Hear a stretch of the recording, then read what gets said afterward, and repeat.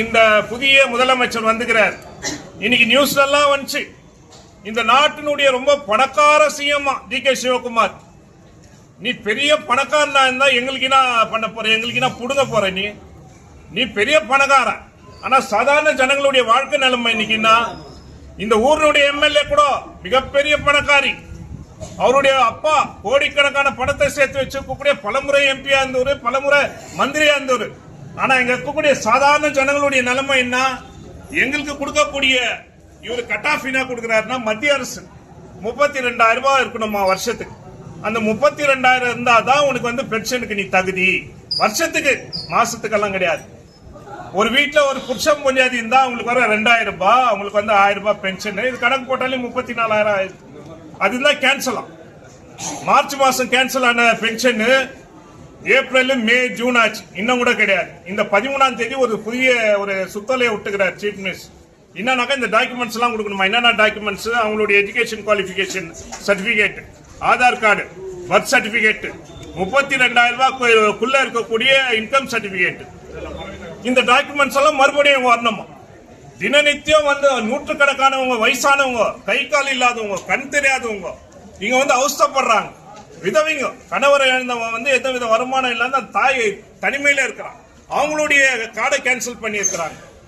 கோலார் தங்கவயல்ல மட்டும் 14,500 கார்டுல வந்து 818 பென்ஷன் மட்டும் தான். கோலார் டிஸ்ட்ரிக்ட்ல ஒட்டுமொத்தம் 90,000 பென்ஷன் ஹோல்டர்ஸ். அதுல 85,000 பென்ஷன்களை கேன்சல் பண்ணிக்கிறாங்க. இந்த ஸ்டேட்ல 23 லட்சம் பென்ஷன் ஹோல்டர்ஸ் கேன்சல் ஆயிருக்கக்கூடியவங்க, 23 lakhs, 23 லட்சம் பென்ஷன்கள். இவங்க சொல்லக்கூடிய காரணம் எல்லாம் இதுதான். அப்போ இவங்களுடைய பெரிய பணக்கார, இந்த நாட்டினுடைய ஸ்டேட்லயே பெரிய பணக்கார டி.கே. சிவகுமார் ஆட்சிக்கு வந்தோன்னா இது மாதிரியான நிலைமை உருவாயிருக்கு. இப்ப சாதாரண மக்களுடைய நிலைமை என்ன? இன்னைக்கு மருந்து மாத்திரை மிகப்பெரிய கொடூரம் என்னன்னாக்கா, இன்னைக்கு நாங்க டெய்லி வரோம் இந்த ஆபீஸ், வயசானவங்க மருந்து மாத்திரை இந்த மாசம் வாங்க முடியல, போன மாசம் மருந்து மாத்திரை வாங்க முடியல. குடும்பங்களே கஷ்டம் தான். இன்னைக்கு பிஎம்எல் கான்ட்ராக்ட் தொழிலாளி, அவனுடைய 12,000 சம்பளம், 15,000 சம்பளம். அந்த சம்பளத்தை எடுத்து அவன் குடும்பத்தை, அவன் பிள்ளைகளுடைய எஜுகேஷனை, அவனுக்கு சாப்பாடு, இதுவே முடியல. அவங்க வீட்டில் இருக்கக்கூடிய வயசானவங்க, ஊனமுற்றவர், அவங்களுக்கு சோறு போடுறதே மிகப்பெரிய கஷ்டம். அந்த வயசானவங்களுக்கு கிடைக்கக்கூடிய அந்த 1,000 ரூபாய், 600 ரூபாய், 800 ரூபாய், இந்த பணத்துல போய் ஒரு மாத்திரை மருந்தை வாங்கிக்கிறாங்க, ஒரு டீ காஃபி குடிக்கிறாங்க. இன்னைக்கு அலக்கழிச்சுட்டாங்க இந்த வயசானவங்களை, முதியோர்களை, ஊனமுற்றவர்களை, விதவைகளை. வந்து இது மாதிரியான ஒரு சட்டத்தை கொண்டு வந்திருக்கக்கூடிய இந்த மாநில அரசு மிகவும் கண்டனத்துக்குரியது. இதை வந்து நம்ம எம்எல்ஏ கிட்ட போய் சொன்னா என்னன்றாங்க, இது அரசாங்கத்தினுடைய முடிவுன்றாங்க. அரசாங்கம் யாரு? நீங்க தானே அரசாங்கம். இந்த கோலார் தங்க வயல்ல 14,000 பேருக்கு பென்ஷனை நிறுத்தி இருக்கிற ஏழைங்க எல்லாருமே, உனக்கு டவுட் இருந்தா வீட்டுல போய் வெரிஃபை பண்ணி யாரு தகுதி இல்லையோ அவங்களுக்கு கேன்சல் பண்ணு, வயசானவங்க கேன்சல் பண்ணு. அரசாங்கத்தினுடைய அந்த 32,000 என்ன கட் ஆஃப் இருக்குதோ இன்கம், அதுவே தவறு. 11,000 கொடுத்திருந்தான் அந்த தாசில்தார் ஆபீஸ்ல இன்கம், உடனே 60,000 ரூபாய்க்கு ஏத்திட்டான். அவன் போய் பாக்குறது இல்லை, என்ன சம்பாதிக்கிறாங்க ஏதுன்னு தெரியாது. 60,000 ஏத்தலாம் இன்கம். இன்னைக்கு 23 லட்சம் கார்டுதார பென்ஷன் ஹோல்டர்ஸ் பென்ஷன் கேன்சல் ஆயிருக்கிறதுக்கு இந்த இன்கம் ஒரு முக்கியமான காரணம். எம்எல்ஏ கேட்கும் போது இதை தான் சொல்றாங்க, எனக்கு அது சம்பந்தம் இல்லைன்னு. ஒரு ராஜினாமா கடிதத்தை கொடு, என் மக்களுக்கு இந்த பாதிப்பு, நீ வந்து பிஎம்எல் கான்ட்ராக்ட் தொழிலாளிங்க விஷயம் அது கேட்டோம்னா அது வந்து மத்திய அரசு, எனக்கு அதுக்கு சம்பந்தம் இல்லைன்னு இருந்து. பிஜிஎம்எல் தொழிலாளிங்க விஷயம் 25 வருஷமா அவனுக்கு நிலுவ பணம் கொடுக்கல, அதை கேட்டா அது மத்திய அரசுக்கு சம்பந்தம் சொல்லிடுது. அந்த தொழிலாளிங்க வசிக்கக்கூடிய வீடுங்க அவங்களுக்கு சொந்தமாக்கணும்னா அதுக்கும் எனக்கு சம்பந்தம் இல்லைன்றது. இன்னைக்கு பென்ஷன் நேரடியா மாநில அரசு சம்பந்தப்பட்டது. மத்திய அரசுல இருந்து ஒரு பாகம் கொடுத்தா கூட மாநில அரசு தான் இந்த ஆர்டர்ஸ் எல்லாம் எடுத்து வந்துக்கிறான். ஏன் சட்டசபையில் இது பேச வேண்டியதானே? இந்த எம்எல்ஏங்கெல்லாம் எங்க இருந்தாங்க கடந்த மாதத்துல? எம்எல்சி எலெக்ஷன் எல்லாம் ரெசார்ட்ல இருந்தாங்க, எல்லாம் ரெசார்ட்ல உல்லாசமா இருந்தாங்க. இன்னும் ஒரு மாசத்துக்கு முன்னால எல்லாம் அமைச்சர் பதவிக்காக இங்கே அங்கே ஓடி இருந்தாங்க, டெல்லிக்கும் இங்கேயும். இந்த ஊர்ல சொல்லக்கூடிய மிகவும் மோசமான நிலைமை என்னன்னாக்கா, மாநிலத்தில் ஆட்சி செய்யக்கூடியவன் இங்க எம்எல்ஏ வந்தா இந்த பிரச்சனையெல்லாம் தீர்ந்துடும். நான் மாநிலத்தில் பிஜேபி ஆட்சி, இங்க சம்பங்கி வந்தார், எந்த பிரச்சனையும் தீரல. மத்தியத்திலயும் அவங்க தான் இருந்தாங்க, பிஜேபி பிரச்சனையும் தீரல, இந்த ஊர் பிரச்சனையும் தீரல. சரி, இந்த ஊர்ல வந்து அதே மாதிரி காங்கிரஸ் ஆட்சி, இங்கேயும் காங்கிரஸ் ஆட்சி. இல்ல ஏதோ ஒரு பணக்காரங்க வந்து எம்எல்ஏ ஆயிட்டா எல்லாம் பிரச்சனையும் தீர்ந்துடும். பணக்கார எம்எல்ஏ தான், பணக்கார எம்பி தான், மக்களுடைய பிரச்சனை தீர்ந்துச்சா? எதுவும் கிடையாது. அடுத்து என்ன, இந்த அம்மா அமைச்சர் ஆயிட்டா எல்லாம் பிரச்சனையும் தீர்ந்துடும். இது மாதிரி அவங்களுடைய வளர்ச்சிக்கு அவங்களுடைய வாழ்க்கை வளர்ச்சிக்கு தான் போயினுக்குதே தவிர நூற்றுக்கணக்கான முதியோர்கள் ஊனமுற்றவர்கள் இவங்களுடைய நிலைமை இன்னைக்கு இந்த நிலைமையில இருக்கு. இதை வந்து மார்க்சிஸ்ட் கம்யூனிஸ்ட் கட்சி வந்து இங்க மட்டும் இல்ல, இன்னிலிருந்து மாவட்டம் மாநிலம் முழுவதும் இந்த போராட்டம் தீவிரமடைந்து இந்த மாநில அரசினுடைய மக்கள் விரோத கொள்கையை வந்து ஏழைகள் விரோத வயதானவர்கள் விரோத இந்த கொள்கையை வந்து தீவிரமா எதிர்க்கிறது மட்டும் இல்ல, வீதியில இறங்கி மக்கள் போராடாதமா இந்த பிரச்சனைக்கு தீர்வு கிடையாது. மக்கள் போராட்டத்தில் இறங்கணும். இவங்க எல்லாம் வராங்க பாரு, இந்த முனிசிபாலிட்டி போட்ட ரோட இனாகிரேஷன் பண்ணோம், லைட்டிங்ல இனாகிரேஷன் பண்ணோம், இல்ல மூடிய ஸ்டேடியம் இனாகிரேஷன் பண்ணோம். வீடு இச்சா வந்து இடிக்கிற தொந்தரவு கொடுக்கலாம். வீடு கட்டினா பிஜெம்எல்ல வந்து 10க்கு 10 இருக்கிற வீடை வந்து ஒரு டாய்லெட் பாத்ரூம் கட்டிக்கிறானாக்கா சிஎஸ்ஓ பிஜெம்எல் அத்தாரிட்டி வந்து நிக்கிறான். அவனுக்கு வந்து நிலுவை பணம் வாங்கி கொடுக்க முடியல. அவனுக்கு வீடு கட்டுறதுக்கு வந்து பர்மிஷன் வாங்கி கொடுக்கல எம்பி. முன்னெல்லாம் வந்து ஸ்போர்ட்ஸ்னாக்கா ஸ்போர்ட்ஸ் கோட்டா இருக்கும், பெம்எல்ல இருக்கும், பிஜெம்எல்ல இருக்கும். அந்த ஸ்போர்ட்ஸ் கோட்டா எல்லாம் கூட இல்ல. இதுக்கு மூடிய இதை திறந்துட்டோம், சரி ஒரு பக்கம் சந்தோஷம், அது ஒரு அடையாளம், அதை திறந்துட்டீங்கன்னு சொல்லி.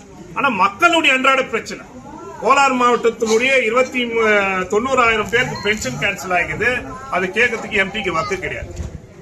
மற்ற அரசியல் கட்சிகள்லாம் கூட மற்ற இயக்கங்கள்லாம் கூட இந்த விஷயங்களை வந்து தீவிரமா எடுத்து நாம தொடர்ச்சியான இந்த போராட்டங்களை இந்த எம்எல்ஏ எம்பி ஆகட்டும் அரசை வந்து எக்ஸ்போஸ் பண்ணோம், மக்களோட சேர்ந்து நம்ம நிக்கணும். அதுதான் மார்க்சிஸ்ட் பார்ட்டி இன்னைக்கு செய்யுது.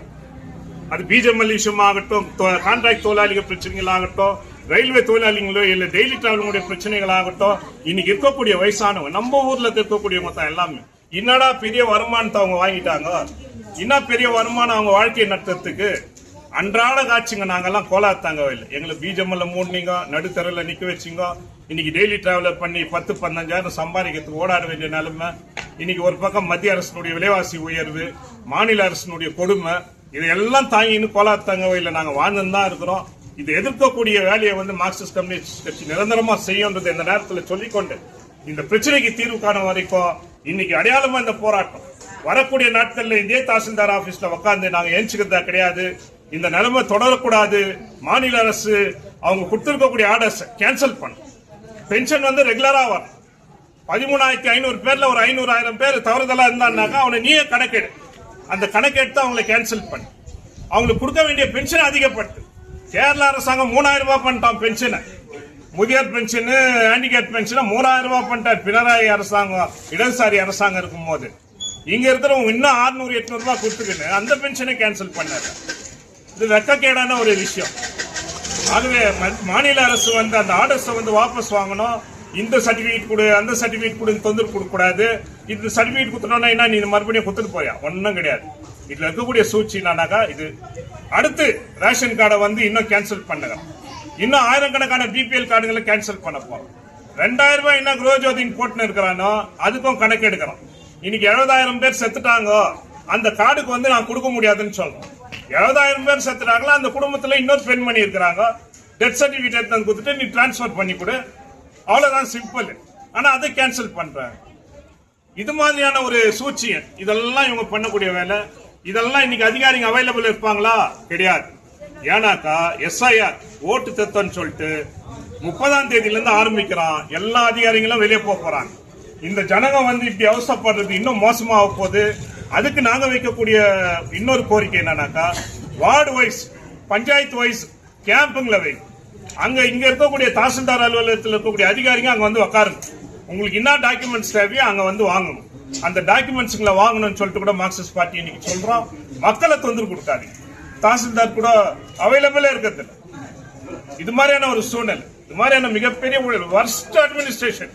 இந்த தாலுகா ஆபீஸ்ல தான் மிகப்பெரிய ஊழல், லஞ்சம், லாவண்யம், இதெல்லாம் நடக்கக்கூடிய டிபார்ட்மெண்ட் இதுதான். இன்னைக்கு அங்கங்க இந்த டிபார்ட்மெண்ட் ஒன்னா சேர்த்து இதெல்லாம் நல்லா நடக்கும் வேலைன்னு ஒன்னும் கிடையாது. தாசில்தார் ஆபீஸ்ல நடக்கக்கூடிய ஊழலை பத்தி யாரும் எம்எல்ஏ பத்தி எதுவும் கண்டுக்கிறதில்ல. ஆகவே வரக்கூடிய நாட்கள் இந்த போராட்டம் தீவிரமடையும். இந்த ஏழைங்க மேல வயிற்றுல அடிக்கக்கூடிய வேலைகளை வந்து இந்த அரசு நிறுத்திக்கணும்னு சொல்லிட்டு இந்த நேரத்தில் மார்க்சிஸ்ட் பார்ட்டி இந்த நேரத்தில் கூறிக்கொண்டு 2 ಲಕ್ಷ ಮೇಲೆ ಬರುತ್ತೆ, ಹತ್ರ 3 ಲಕ್ಷ. ಇದೇ ಅಸೆಂಬ್ಲಿಯಲ್ಲಿ ಇವರೆಲ್ಲ ಸೇರಿ ಕಾನೂನನ್ನು ರಚನೆ ಮಾಡ್ತಾರೆ. ಎಂಎಲ್ಎಗಳಿಗೆ ಈ ವರ್ಷದಿಂದ 1 ಲಕ್ಷ ಜಾಸ್ತಿ, ಎಂಪಿ ಈವನ್ ಪಾರ್ಲಿಮೆಂಟ್ ಅಲ್ಲಿ ಕೂಡ ಎಂಪಿಗಳ ವೇತನವನ್ನ ಹೆಚ್ಚು ಮಾಡ್ತಾರೆ. ಇದೆಲ್ಲ ಕೂಡ ಮಾಡ್ತಾ ಬರ್ತಾ ಇದ್ದಾರೆ. ಅಂದ್ರೆ ಅಸೆಂಬ್ಲಿ ಇರೋದು ಪಾರ್ಲಿಮೆಂಟ್ ಇರೋದು ಈ ಕಾನೂನುಗಳನ್ನ ರಚನೆ ಮಾಡಕ್ಕೆ. ಆದ್ರೆ ಕಾನೂನುಗಳು ಅವ್ರ ಪರವಾಗಿ ರಚನೆ ಮಾಡ್ಕೊಳ್ತಾರೆ. ಒಂದು ಇನ್ನೊಂದು ಏನ್ ಮಾಡ್ತಾರೆ, ನಮಗೆ ಟ್ಯಾಕ್ಸ್ ಅನ್ನ ಹೆಚ್ಚಳ ಮಾಡ್ತಾರೆ. ಮೊದಲೆಲ್ಲ ಏಪ್ರಿಲ್ ತಿಂಗಳಲ್ಲಿ ಬಜೆಟ್ ಬಂದ್ರೆ ಎಲ್ಲ ಪದಾರ್ಥಗಳ ಇದು ಹೆಚ್ಚಾಗತ್ತೆ. ಎಲ್ಲ ಈ ಮಾರ್ಕೆಟ್ನವರೆಲ್ಲ ಏನ್ ಮಾಡ್ತಾರೆ, ಅಕ್ಕಿ, ಗೋಧಿ, ಸಿಗರೇಟು, ಬೀಡಿ ಎಲ್ಲವನ್ನ ಗೋಡನ್ ನಲ್ಲಿ ಇಟ್ಬಿಡ್ತಾರೆ. ಮಾರನೇ ದಿನ ಬಜೆಟ್ ಬಂದ ಮೇಲೆ ರೇಟ್ ಹೆಚ್ಚಾಗತ್ತೆ. ಆದ್ರೆ ಇವಾಗೆಲ್ಲ ಆತರ ಇಲ್ಲ. ಇವಾಗ ದಿನನಿತ್ಯ ಹೆಚ್ಚಾಗ್ತಾ ಇರತ್ತೆ. ಇನ್ನೊಂದು ಕಡೆ ಇರಾನ್ ಯುದ್ಧ, ಈ ಅಮೆರಿಕಾದ ದಾಳಿ ಎಲ್ಲ ನೋಡಿದ್ರೆ ದಿನನಿತ್ಯ ಪೆಟ್ರೋಲ್ ಡೀಸೆಲ್ ಬೆಲೆ ಏರ್ತಾನೆ ಬರ್ತಾ ಇರೋದನ್ನ ನಾವು ನೋಡ್ತಾ ಇರ್ತೀವಿ. ಇದು ಒಂದು ಕಡೆ. ಅಂದ್ರೆ ಜನರ ಜೀವ ಬಂದು ತುಂಬಾ ಕಷ್ಟದಲ್ಲಿದೆ. ಆ ಸಂದರ್ಭದಲ್ಲಿ ಏನ್ ಮಾಡಿದ್ದಾರೆ ಈ ರಾಜ್ಯ ಸರ್ಕಾರ, handicap pension, old age pension ಮತ್ತು ವಿಧವೆಯರ ಪೆನ್ಷನ್ ಇವರಿಗೆಲ್ಲ ಕಳೆದ 3 ತಿಂಗಳಿಂದ ನಿಲ್ಲಿಸಿದ್ದಾರೆ. ನಮ್ಮ KGF ತಾಲೂಕಲ್ಲಿ ಎಷ್ಟು ಒಟ್ಟು ಪೆನ್ಷನ್ದಾರರಂದ್ರೆ ಒಟ್ಟು 14,000 ಚಿಲ್ಲರೆ ಇದ್ದಾರೆ. ನಮ್ಮ ತಾಲೂಕಿನ ಪಾಪ್ಯುಲೇಷನ್ ಜನಸಂಖ್ಯೆ ನೋಡಿದ್ರೆ 3 ಲಕ್ಷ ಇದೆ. ಈ 3 ಲಕ್ಷ ಪಾಪ್ಯುಲೇಷನ್ ಅಲ್ಲಿ 60 ವಯಸ್ಸಿಗೆ ಮೇಲ್ಪಟ್ಟವರು ಸರ್ಕಾರದ ಲೆಕ್ಕ ಪ್ರಕಾರ ನೋಡಿದ್ರೆ 30ರಿಂದ 40,000 ಜನ ಇದ್ದಾರೆ. ಈ 30ರಿಂದ 40,000 ವಯಸ್ಸಾದವರಿಗೆ ಈ ಸರ್ಕಾರ ಕೊಡ್ತಾ ಇರೋದು 13,000ದಿಂದ 14,000 ಚಿಲ್ಲರೆ ವಯಸ್ಸಾದವರಿಗೆ, ಹ್ಯಾಂಡಿಕ್ಯಾಪ್ಗೆ, ವಿಧವೆಯರಿಗೆ ಪೆನ್ಷನ್. ವಯಸ್ಸಾದವ್ರಿಗೆ ಮಾತ್ರ 30,000 ಇದ್ದಾರೆ. ಅಂದ್ರೆ ಪೆನ್ಷನ್ಗೆ ಅರ್ಹರಾಗಿರೋರು ಆಲ್ರೆಡಿ ಆಚೆ ಇದ್ದಾರೆ, ಇನ್ನೂ 50% ಆಚೆ ಇದ್ದಾರೆ. ಇವ್ರ ಕಾರಣ ಹೇಳೋದು ಏನಂದ್ರೆ, ಒಂದು ಈ 50 ವಯಸ್ಸು 40 ವಯಸ್ಸಿನವರು ಈ ಕೂದಲಿಗೆ ಏನೋ ಸುಣ್ಣ ಹೊಡ್ಕೊಂಡು ಈ ತರ ಬೋಕಸ್ ಮಾಡ್ಕೊಂಡು ಪೆನ್ಷನ್ ತಗೊಳ್ತಾ ಇದ್ದಾರೆ ಅಂತ ಒಂದು ಹೇಳ್ತಾರೆ. ಈ ಹ್ಯಾಂಡಿಕ್ಯಾಪ್ಡ್ ಎಲ್ಲ ಕೂಡ ಅವರೆಲ್ಲ ರಿಯಲಿ ಹ್ಯಾಂಡಿಕ್ಯಾಪ್ಡ್ ಅಲ್ಲ, ಸುಮ್ನೆ ಹೋಗಿ ಸರ್ಟಿಫಿಕೇಟ್ ತಗೊಂಡು ಮಾಡ್ತಾ ಇದಾರೆ ಅಂತ ಎರಡನೇದು ಹೇಳ್ತಾರೆ. ವಿಧವೆಯರಿಗೆ ಏನ್ ಹೇಳ್ತಾರೆ, ನಿಮ್ಮ ಗಂಡ ಸತ್ತಿಲ್ಲ, ನೀವು ಸುಮ್ನೆ ಹೇಳ್ತಾ ಇದ್ದೀರಾ ನಿಮ್ ಗಂಡ ಸತ್ತಿದಾನಂತ. ಈ ತರ ಕಾರಣಗಳು ಹೇಳಿ ಸರಿ ಇದೆಲ್ಲ ಕೂಡ ನಿಜ ಅಂದ್ರೆ ಇವರಿಗೆಲ್ಲ ಮಾಜರ್ ಮಾಡೋದು, ಇವರಿಗೆ ಪೆನ್ಷನ್ ಆರ್ಡರ್ ಕಾಪಿ ಕೊಡೋದು ಯಾರು? ನಿಮ್ ಸರ್ಕಾರನೇ. ಇಲ್ಲಿರುವ ಅಧಿಕಾರಿಗಳೇ, ಇಲ್ಲಿರುವ ತಹಸೀಲ್ದಾರ್ ಆಫೀಸಲ್ಲಿ ಇರುವ ಅಧಿಕಾರಿಗಳೇನೆ. ಇವರಿಗೆ ಅಪ್ಲಿಕೇಶನ್ ಕೊಟ್ಟ ಮೇಲೆ, ಪೆನ್ಷನ್ಗೆ ಅಪ್ಲೈ ಮಾಡಿದ ಮೇಲೆ ಇವ್ರು ಮನೆ ಮನೆಗೆ ಬರಬೇಕು, ಫೀಲ್ಡ್ ವಿಸಿಟ್ ಮಾಡಬೇಕು. ಅಲ್ಲಿ ಫೀಲ್ಡ್ ವಿಸಿಟ್ ಮಾಡಿ ಗಂಡ ಸತ್ತಿದ್ದಾನ, ಡೆತ್ ಸರ್ಟಿಫಿಕೇಟ್ ಇರುತ್ತೆ, ಅದು ಕೂಡ ಯಾರು ಕೊಡೋದು? ಸರ್ಕಾರನೇ ಕೊಡೋದು. ವಯಸ್ಸಾಗಿದ್ರೆ ಆಧಾರ್ ಕಾರ್ಡು, ಬರ್ತ್ ಸರ್ಟಿಫಿಕೇಟ್ ಇದೆಲ್ಲ ಕೇಳ್ತಾರೆ, ಅದು ಕೂಡ ಸರ್ಕಾರನೇ ಕೊಡೋದು. ಇದೆಲ್ಲ ಡಾಕ್ಯುಮೆಂಟ್ಸ್ ಇದ್ರೂ ಇವ್ರು ಏನ್ ಮಾಡ್ತಾರೆ, ಇದೆಲ್ಲ ಬೋಕಸ್ ಆಗಿದೆ. ವಯಸ್ಸಾದವರು 30,000, ನೀವು ಪೆನ್ಷನ್ ನಿಮ್ ಲೆಕ್ಕ ಪ್ರಕಾರ 14,500, ಅದರಲ್ಲಿ ಎಷ್ಟು ಬೋಕಸ್ ಆಗಿರುತ್ತೆ? ಈ ತರ ಮೋಸವಾದ ಒಂದು ಲೆಕ್ಕಾಚಾರವನ್ನು ಈ ಸರ್ಕಾರ ಹೇಳ್ತಾ ಇದೆ.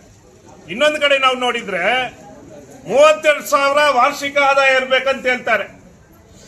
ಒಂದು ವರ್ಷಕ್ಕೆ 32,000 ಇವ್ರು ಹೇಳುವ ಲೆಕ್ಕ. ಇವಾಗ 2 ವರ್ಷದಿಂದ ಈ ಗೃಹ ಜ್ಯೋತಿ ಸಿಸ್ಟಮ್ ಆರಂಭ ಆಗಿದೆ. ಒಂದು ಕಾರ್ಡ್ BPL ಕಾರ್ಡ್ದಾರಿಗೆ 2,000 ರೂಪಾಯಿ ಅವರು ಹಾಕ್ತಾರೆ. ಇವಾಗ ನಮ್ ಕಡೆ BGML ಎಂಪ್ಲಾಯ್ ಇದ್ದಾರೆ, ಎಕ್ಸ್ ಎಂಪ್ಲಾಯಿಗಳಿದ್ದಾರೆ, ಅವರಿಗೆ 800,000 ರೂಪಾಯಿ ಪೆನ್ಷನಿ. ಆ 1,000 ರೂಪಾಯಿ ಪೆನ್ಷನಿ ಸೇರಿದ್ರೆ 12,000, 36,000 ಬರುತ್ತೆ ಅವ್ರಿಗೆ. ಈ 36,000 ಇದ್ರೆ ನಿಮ್ಗೆ ಪೆನ್ಷನ್ ಕ್ಯಾನ್ಸಲ್. ನಿಮ್ ಮನೆಯಲ್ಲಿ ಯಾರೋ ಒಬ್ಬ ಹುಡುಗ 18 ವಯಸ್ಸು ಮೇಲೆ ಇದ್ರೆ ಅವನಿಗೆ ಇವರೇ ಒಂದು ಲೆಕ್ಕ ಹಾಕ್ತಾರೆ. ಮಿನಿಮಮ್ ವೇಜಸ್ ಕರ್ನಾಟಕ ಸರ್ಕಾರ 450 ಕೊಟ್ಟಿದೆ. ಹಂಗಿದ್ರೆ ನಿಮ್ ಮಗ ಬಂದು ಒಂದ್ ತಿಂಗಳಿಗೆ 10,000, ಒಂದು ವರ್ಷಕ್ಕೆ ತಗೊಂಡ್ರೆ 1,20,000. ಹಂಗಿದ್ರೆ ನಿಮಗೆ ಪೆನ್ಷನ್ಗೆ ಅರ್ಹ ಇರಲಿಲ್ಲ. ಈ ತರ ಮಾಡ್ತಾ ಇರೋ ಸರ್ಕಾರ ಕಳೆದ 13ನೇ ತಾರೀಕು ಮತ್ತೆ ಏನ್ ಹೇಳಿದ್ದಾರೆ, ಈ ನೈಜತೆಯನ್ನ ಅಂದ್ರೆ ಪರ್ಫೆಕ್ಟ್ ಡಾಕ್ಯುಮೆಂಟ್ಸ್ ಕೊಟ್ಟಿದ್ದಾರಾ, ಅವರು 30 ದಿನಗಳ ಒಳಗೆ ನಿಮ್ಗೆ ಕೊಡಬೇಕು. ಇಲ್ಲಿರುವ ತಹಸೀಲ್ದಾರ್ ಆಫೀಸ್ ಬಗ್ಗೆ ನಮ್ಗೆ ಗೊತ್ತು. ಕ್ಯಾಸ್ಟ್ ಸರ್ಟಿಫಿಕೇಟ್ ಎಲ್ಲ ಇವಾಗ ಅಡ್ಮಿಷನ್ ಪೀರಿಯಡ್, ಅಡ್ಮಿಷನ್ ಆಗಿದ್ದಾರೆ. ಕ್ಯಾಸ್ಟ್ ಸರ್ಟಿಫಿಕೇಟ್ ಕೊಡಬೇಕಾದ್ರೆ ಇಲ್ಲಿ 1,000-2,000 ರೂಪಾಯಿ ಖರ್ಚು ಮಾಡಬೇಕು. ಇಲ್ಲಿ ತಹಸೀಲ್ದಾರ್ ಅವೈಲಬಲ್ ಇರಲ್ಲ. ಇವರು ಯಾವುದೋ ಫ್ಯಾಷನ್ಗೋಸ್ಕರ, ಏನೋ ಟೈಮ್ ಪಾಸ್ಗೋಸ್ಕರ ಈ ಕೆಲಸಕ್ಕೆ ಸೇರಿದ್ದಾರಂತ ನಮ್ಗೆ ಮಾಹಿತಿ ಇದೆ. ಇವರು ಅವರ ಕೆಳಗೆ ಇರುವ ಅಧಿಕಾರಿಗಳನ್ನು ಕೇಳಲ್ಲ. ಇವಾಗ ನಾನು SC, ನಾನು ಎಜುಕೇಶನ್ ಮಾಡಿದ್ದೀನಿ, ನನ್ನ ಮಗನಿಗೆ SC ಸರ್ಟಿಫಿಕೇಟ್ ಮಾಡಬೇಕಾದ್ರೆ ನನ್ನ TC ಇದೆ. ನನ್ನ ತಂದೆ ಓದಿಲ್ಲ, ನನ್ನ ತಂದೆಯ TCಯನ್ನು ಕೇಳ್ತಾರೆ ಇವರು. ನಾನು ಎಲ್ಲಿ ಹೋಗೋದು? ಇವಾಗ ನೀವು ಮಾಜರ್ ಬಂದು ಅಕ್ಕಪಕ್ಕ ಮನೆಯಲ್ಲಿ ಮಾಜರ್ ಮಾಡಿಕೊಂಡು ಇವರು SC-ನಾ ST-ನಾ ಅಂತ ನೀವು ಮಾಜರ್ ಮಾಡಬೇಕು. ಇವನ್ OBC ಸರ್ಟಿಫಿಕೇಟ್ ಕೂಡ ಇಲ್ಲಿರುವ RI ರಿಜೆಕ್ಟ್ ಮಾಡ್ತಾರೆ, ಇಲ್ಲಿರುವ ತಹಸೀಲ್ದಾರ್ ರಿಜೆಕ್ಟ್ ಮಾಡ್ತಾರೆ. CET ಎಕ್ಸಾಮ್ಸ್ ಬರೆದಿದ್ದಾರೆ ಇಂಜಿನಿಯರಿಂಗ್ ಸ್ಟೂಡೆಂಟ್ಸ್, ಅವ್ರಿಗೆ ಇಮಿಡಿಯೇಟ್ ಆಗಿ ಕ್ಯಾಸ್ಟ್ ಸರ್ಟಿಫಿಕೇಟ್ ಕೊಡಬೇಕು, ಇಲ್ಲಾಂದ್ರೆ ಇಂಜಿನಿಯರಿಂಗ್ ಸೀಟ್ ಸಿಗಲ್ಲ.